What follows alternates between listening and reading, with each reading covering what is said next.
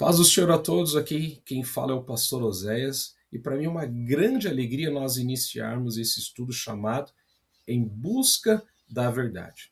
E eu quero te fazer um pedido, desde essa primeira aula, para você abrir o seu coração, enquanto eu peço para Deus abrir a nossa mente para a correta interpretação, para o correto entendimento da palavra de Deus. Bom? E eu desejo de todo o meu coração que esse estudo seja de bênção para a tua vida, de edificação, assim como foi na minha vida. Tá bom? E nós vamos iniciar falando sobre um livro muito especial chamado Bíblia, a Bíblia Sagrada. Ela tem um total de 66 livros. Ela é dividida em testamentos. Antigo Testamento ou Velho Testamento. E também ela tem a divisão do Novo Testamento, totalizando 66 livros.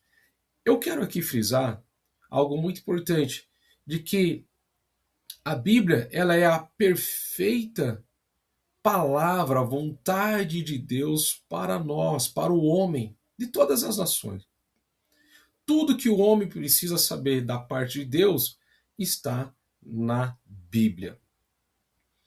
Embora Deus escolheu homens para escrever, o Espírito Santo é quem foi o autor de cada palavra registrada neste livro. A Bíblia diz na segunda carta do apóstolo Pedro, capítulo 1, verso 20, de que nenhuma escritura, nenhuma profecia é de interpretação pessoal, mas homens escolhidos falaram inspirados pelo Espírito Santo de Deus. Quando você for ler a Bíblia, for ouvir a Bíblia, tenha esse contato com a palavra de Deus com plena confiança, com plena fé de que ela é suficiente e perfeita vontade de Deus para nós. Tá bom? Glória a Deus. A Bíblia, também tem algumas outras divisões, sendo que os 5 primeiros livros é chamados livros mosaicos, né? O livro da lei, ou Pentateuco, né? Escrito pelo profeta Moisés. Os 12 livros é chamado livro de história, vamos estar falando sobre isso, a história de um povo chamado judeu. Né? Os 5 próximos livros ali, compondo o Jó, Salmo, Provérbios, Eclesiastes, Cantar e Salomão, faz parte do conjunto de livros chamado Poesias, e os próximos 17 livros de profetas, né? Profetas maiores e menores, né? Não aqui considerando o grau de importância, porque todas elas é a mesma importância, mas sim em volume escrito e deixado a nós, tá bom? O livro de Gênesis significa início. E aqui é bem importante nós notarmos que há uma revelação muito séria e importante aqui. A Bíblia menciona no livro de Gênesis, capítulo 1, verso 1, que no princípio criou Deus, ou Deus criou os céus e a terra. É uma revelação muito importante de que tudo foi criado por um Deus. Nada foi por acaso, não foi um acidente, mas Deus criou todas as coisas. Usando a sua autoridade, a sua palavra. Ele não pegou algo que já existia e melhorou. Ele criou do nada. Só Deus pode fazer essas coisas. A Bíblia mostra também um outro método como Deus criou todas as coisas. A Bíblia fala que Deus criou tudo em 6 dias e no 7º dia Deus descansou. Tudo tem um ensino para nós, tudo tem princípios para nós. A Bíblia fala que no primeiro dia Deus criou a luz, no segundo dia Deus separou as águas debaixo do firmamento e as águas, né, que ficaram abaixo do firmamento. No terceiro dia Deus fez a separação entre a terra, que é a parte seca, né, e a porção molhada aqui ficou chamado de mar. Os grandes luminares, o sol e a lua, né, no 4º dia, e Deus foi criando todas as coisas usando a sua palavra. Nós temos ensinos aqui especiais. A primeira delas é: por que Deus criou tudo em 6 dias? Será que ele não tinha poder, autoridade para criar tudo, né, de uma vez? E a resposta é sim, Deus tinha poder e ele tem. Mas Deus, ele quer ensinar o homem desde o início. Aqui, mostrando que cada coisa tem o seu tempo. Por exemplo, os animais marinhos que foram criados no 5º dia, eu costumo pensar em uma baleia indagando, questionando Deus. Deus, por que o Senhor não me criou no 2º dia? Né? Isso não aconteceu, só para nós imaginarmos. Deus responderia: o teu tempo era justamente quando você foi criado, no 5º dia. Nós precisamos aprender que cada coisa tem o seu tempo, a confiarmos em Deus. Bom, de repente você tem algo que você está pedindo, buscando de Deus, já há meses, há anos, e ainda não chegou, saiba que Deus tem o tempo certo para todas as coisas.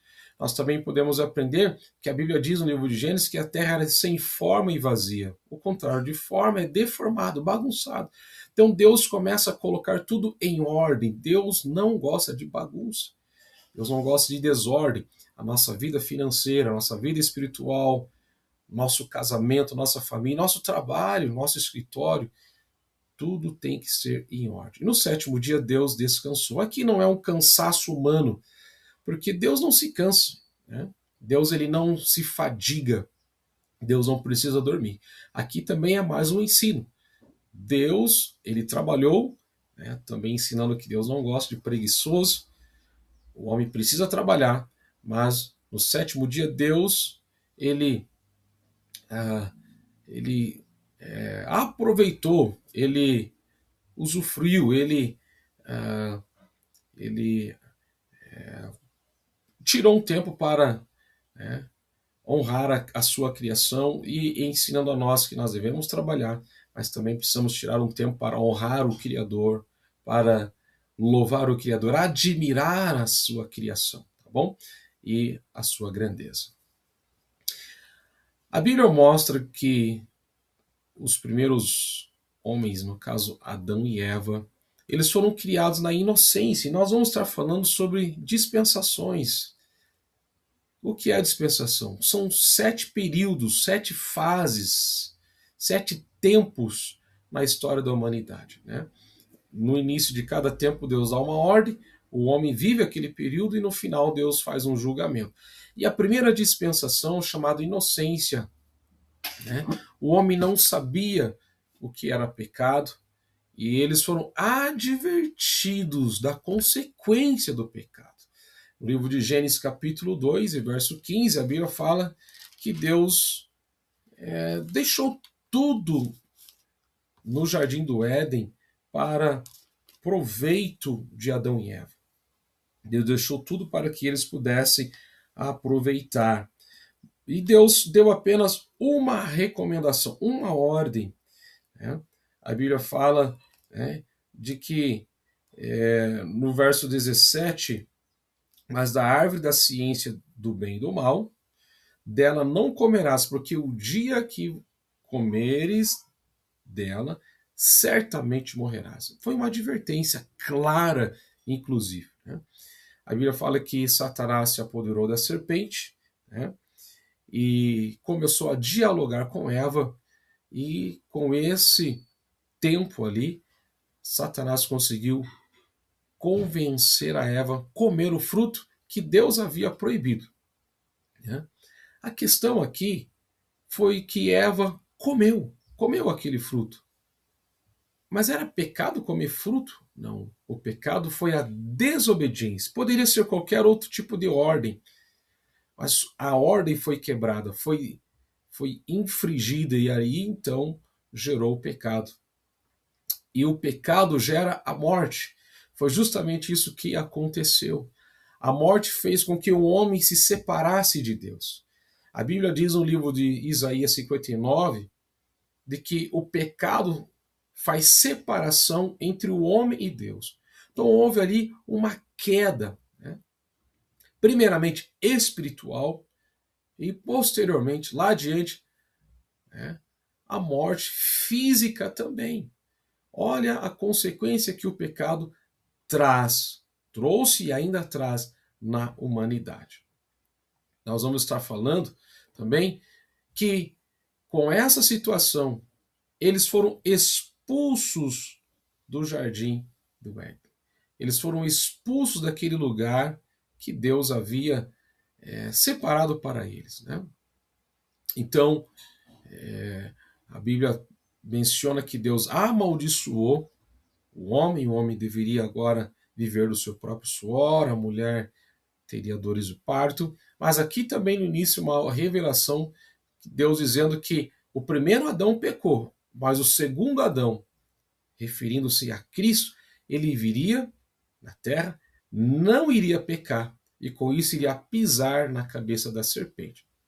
Vamos estar falando mais a respeito de tudo isso. Adão e Eva teve filhos, os primeiros Caim e Abel, né? E a Bíblia menciona aqui o primeiro homicídio, né? Um irmão tirando a vida de um outro irmão por ciúmes, né? E aqui a gente aprende a que ponto, né, até mesmo entre famílias, a que ponto que o ser humano pode chegar por ciúmes, por inveja, pode até tirar a vida de uma outra pessoa, né? E Deus não se agradou, obviamente, de nada disso, né? Então Abel está morto e os descendentes de Caim, né, os seus filhos, seus netos, eles acabaram adquirindo também, né, o seu patriarca ali, Caim, a mesma maldade, ou talvez isso foi se aumentando, foi se potencializando, e a Bíblia diz que o mundo então se tornou tão corrompido, que Deus decidiu destruir o homem da face da terra, né? E foi uma sentença. Deus decidiu e seria uma decisão irrevogável, né? Mas aqui nós aprendemos uma outra característica de Deus, de que Deus sempre vai proporcionar um meio de salvação, um escape. O mesmo Deus que decidiu destruir o homem da face da terra é o mesmo Deus que deu uma oportunidade. E como foi essa oportunidade concedida por Deus? Foi por meio de um homem chamado Noé. Deus falou, né, para que Noé viesse e construísse uma arca. E esta arca seria um meio de salvação de todos aqueles que se arrependessem, crescem nesta mensagem, nesse recado que Noé teria que apresentar ao homem, né, da sua geração, e se arrependesse. Então a arca estava ali disponível, né? A Bíblia fala então que Deus é um Deus de oportunidades. E nós sabemos então, né, de que essa arca ela levou um tempo considerável para a sua construção. Isso para chamar a nossa atenção de que Deus sempre também dá oportunidade suficiente para o homem, qualquer homem, se arrepender. Quando chegou o dia do dilúvio, a Bíblia fala que Noé e sua família entraram na arca juntamente com os animais. Deus fechou a porta da arca. Quando Deus fechou a porta da arca, começou a chuva. Até então, nunca havia caído água do céu. Nunca havia tido o dilúvio, né? E aqui tem uma representação de pessoas, né, de uma certa forma zombando de Noé, porque Noé dizia que iria cair água do céu, mas nunca tinha acontecido esse fenômeno antes. E ainda, por sinal, de um volume suficiente para tirar a vida, para destruir a humanidade. Então virou uma coisa ali muito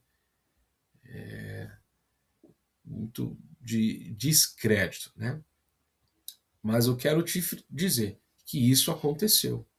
É semelhante hoje quando um homem de Deus, uma mulher de Deus diz que vai um dia cair fogo do céu. Muitas pessoas não creem.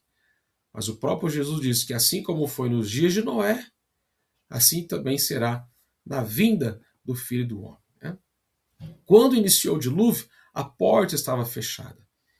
Para um fenômeno que nunca havia acontecido, durou 40 dias de chuva, 40 dias de chuva, inundando, como a Bíblia diz, até a mais alta montanha. Não havia outra forma de escape, não havia outro lugar para ser salvo naquela época, a não ser a arca que Noé construiu por orientação de Deus. Obviamente, aos que não obedeceram, sofreram a consequência da sua desobediência, pagando, né, sofrendo a morte.